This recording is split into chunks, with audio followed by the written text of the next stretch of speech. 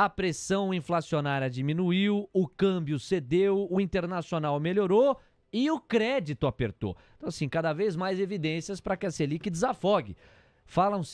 Fala-se tanto em risco fiscal, uma Selic em quase 14% pressiona a dívida pública de maneira absolutamente grande também, Guilherme Cunha. Esta é uma verdade que baila na pista. Esteves, amigaço nosso aqui, tá aqui do lado, daqui a pouco também tá de frente com o Gui, o podcast que te deixa rico de informação. E o contexto que ele nos traz acaba sendo o que a gente está falando faz um bom tempo aqui.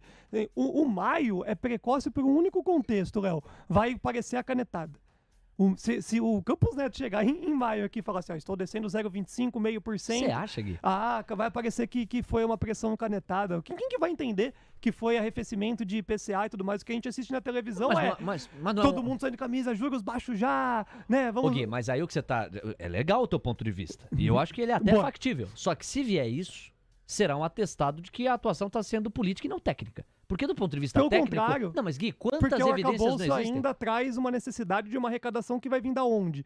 Então o risco fiscal é existente. 13,75, em tese, o que o Roberto Campos Neto fala? Então se não vai ter arrecadação, vai azedar, porque o cara derruba a taxa de juros agora e você vai ter que subir depois. Só porque todo mundo tá enchendo o meu saco? Não, eu vou permanecer os 13,75. Então se cai o 0,25, meio que seja nessa reunião de maio, aí a canetada vai aparecer.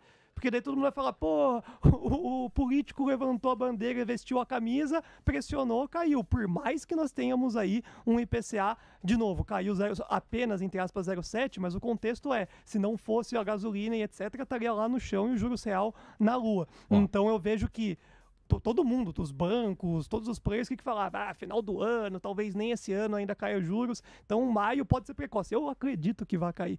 Mas isso que eu ia falar, porque a sua tese é que a queda vai ser maio. Desde o ano passado, falei, no primeiro tri a gente vai ter a queda. Mas eu vejo que o contexto de hoje, a guerra que a gente está assistindo, Brasil, mercado financeiro e etc., traduz aí o Roberto Campos Neto, com todo respeito, meu amigo Robertinho, mais frouxo. Guilherme Cunha. Olhando para a pista do Banco Central, a provocação que fica é essa. Olhando para a pista do Banco Central, a preocupação era a inflação, ela está arrefecendo. A preocupação era o núcleo de inflação, está arrefecendo também. A preocupação era a inflação de demanda, o crédito está quase colapsado. A preocupação era o risco fiscal.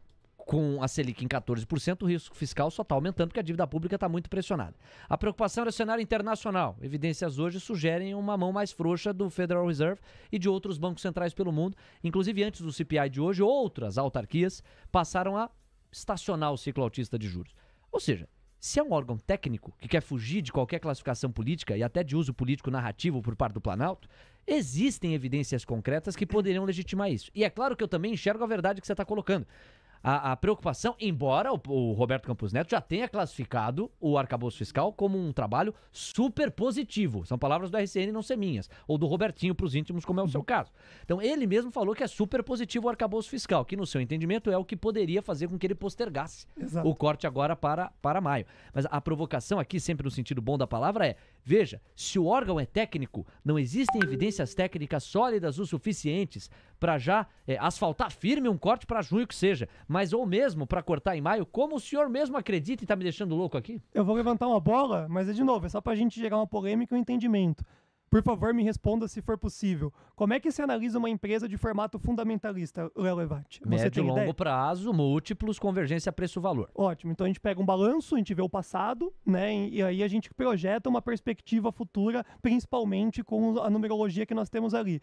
O que nós temos aí na mão do Roberto Campos Neto? Um arcabouço fiscal que tem que ter uma arrecadação bilionária, que a gente precisa a dependência de outros fatores, principalmente que a gente já sabe, que é as commodities e novas arrecadações via impostos. Então, o que a gente está projetando é quanto que vai gastar futuramente. Está muito distorcido, mas o futuro ainda é totalmente incerto, tanto a arrecadação quanto o que vai ser gasto. O arcabouço ele é realmente meia boca no que diz respeito ao PDF até a sua materialização. Vejo que, de novo, na minha obviedade, que é a parte de número, a gente vai ver uma queda de juros. E tomara que isso aconteça, porque daí destrava realmente, oficialmente, a nossa bolsa. Mas ainda a gente tem que ficar com essa pulga atrás do orelha, porque que o André Esteves coloca como segundo semestre. Porque todo mundo vai classificar como se fosse uma empresa. Qual que é as perspectivas futuras? Ainda o Brasil não mudou em nada, é só um PDF que foi entregue. E aí, curtiu esse conteúdo? Tem muito mais no Expresso da Manhã, ao vivo, de segunda a sexta, das 8h30 ao meio-dia, aqui no YouTube do TC. Até lá!